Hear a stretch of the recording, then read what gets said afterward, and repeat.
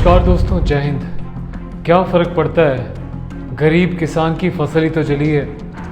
यदि किसी वीआईपी की, किसी बॉलीवुड स्टार की या फिर किसी बड़े नेता के साथ कुछ घटना घटी होती तो हमारे देश का तथाकथित मीडिया हाथ में माइक लेके न जाने क्या क्या खबरें दिखा रहा होता।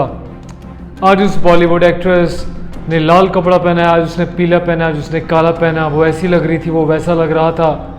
इन सब चीज़ों के पास, इन सब चीज़ों के लिए हमारे देश के एक बहुत बड़े तथाकथित मीडिया के पास समय रहता है। लेकिन जब देश में कोई ऐसी घटना घटती है जो गरीबों की, आम नागरिक की परेशानियों से जुड़ी हो, तो हमारे देश का जो मीडिया है नदारत हो जाता है, गायब हो जाता है। लेकिन हमें गर्व है इस बात का कि अपने इस चैनल रॉयल सोल्जर के माध्यम से हम हर एक उस ज़रूरतमंद की आवाज़ बनने का प्रयास करते हैं जिन्हें हमसे उम्मीद है, और हमेशा से हम अपनी आवाज़ उठाते आए हैं और देश हित में, समाज हित में उठाते रहेंगे।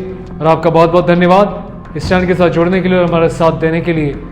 अभी जिस मुद्दे की मैं बात कर रहा हूँ, ये एक किसान के परिवार की बात है। मात्र एक परिवार की नहीं, बहुत से किसानों के परिवार की बात है। न जाने कि किस तरीके से खड़ी हुई फसलें बर्बाद हो जाती हैं, खराब हो जाती हैं।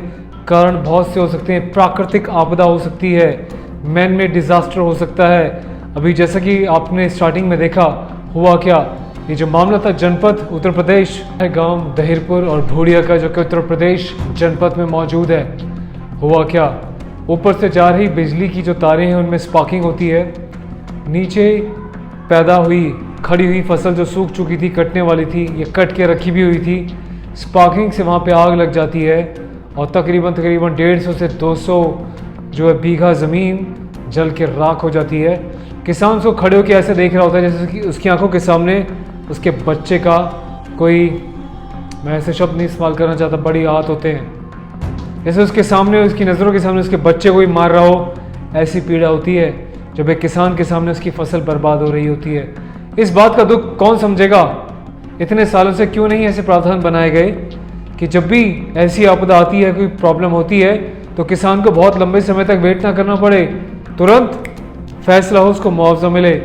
यूँ तो खेती बीमा भी होते हैं, इंश्योरेंस भी होती है जो कि किसान कराते हैं, लेकिन मुझे लगता है कि किसान के पास कई बार इतना पैसा नहीं होता कि अपनी फसल में लगाए या अपना बीमा कराए। तो एक मिनिमम बीमा का एक प्रावधान होना चाहिए कि यदि कोई ऐसी घटना घट भी जाती तो कोई बेचारा किसान भूखा ना मरे यार, उसको बदले में कुछ तो मिले। और ज़्यादा की रेट की बात कर रहे हैं तो रेट जो है 1947 से लेकर आज तक इतना समय आ गया, मुझे लगता है कहीं ना कहीं गरीबों को बजाय उठाने की ओर दबाया गया है। कुछ अच्छे कृषि में कानून प्रावधान भी हुए हैं, उसका हम सम्मान करते हैं, लेकिन जहाँ तक कि मुझे जानकारी है, जहाँ तक कि मैंने अपने किसान भाइयों से बात करी है, अपने गांव में बात करी है, 65 रुपये से लेके 200 रुपये बीघा तक का मुआवजा मिलता है। वो डिपेंड करता है किस तरीके की फसल थी, यदि ख़राब हो जाती है तो सोचिए 200 रुपये एक बीघा के लिए क्या होता है 200 रुपये में यार।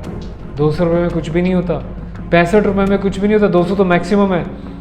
तो मुझे लगता है कि सिस्टम में एक बहुत बड़ा फेर बदल करने की ज़रूरत है, एक ऐसे कानून बनाने की ज़रूरत है। यदि इमरजेंसी में किसी भी किसान भाई के साथ इस तरीके की दुर्घटनाएं घटती हैं तो उसको मुआवजा उचित रूप से मिला जाए यार, ताकि वो परेशान ना हो। वरना वो खाएगा क्या, अपने बच्चों को कैसे पढ़ाएगा, अपनी ज़रूरत की चीज़ों को कैसे करेगा, अगले आने वाली फसल की पैदावार के लिए कैसे तैयार होगा जब पैसा ही नहीं होगा।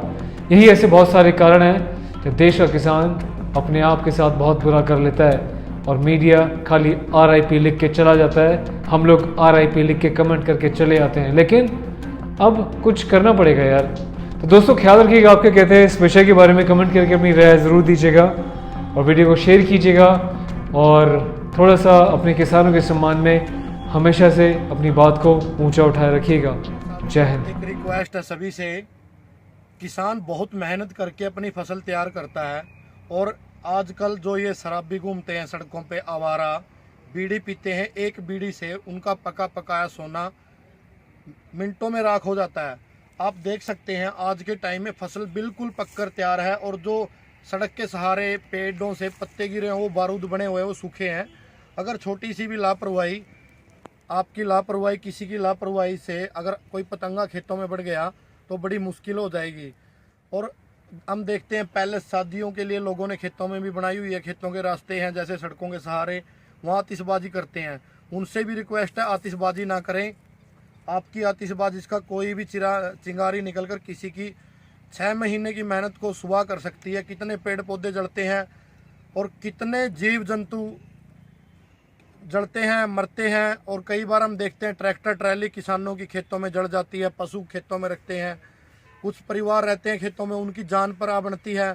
तो सबसे हाथ जोड़कर यही रिक्वेस्ट है, ऐसी लापरवाही मत करें। बीड़ी सिगरेट पिएं तो अपनी गाड़ी में डालें, बाहर क्यों फेंकते हैं? चलती गाड़ी में बाहर फेंक देते हैं बीड़ी लगाकर, फिर उस बीड़ी को फेंक देते हैं, सिगरेट को। और ऐसे ही मैं बाइक वाले देखता हूँ, अभी थोड़ी देर पहले रोड के सहारे आग लगी हुई देखी, वो तो हमारा ध्यान पड़ गया, हमने उसको बुझा दिया। अब आपको पता है किसान 24 घंटे खेतों में नहीं रह सकता, उसे घर के काम होते हैं, घरों में चले जाते हैं। तो सबसे रिक्वेस्ट है भाई, हवा बहुत तेज़ चल रही है आजकल, प्लीज़ ऐसा काम मत करना कि किसी के अरमानों पर पानी फिर जाए। किसानों की पहले ही आपको पता है आमदनी बहुत कम होती है और खर्चे बहुत ज़्यादा हैं।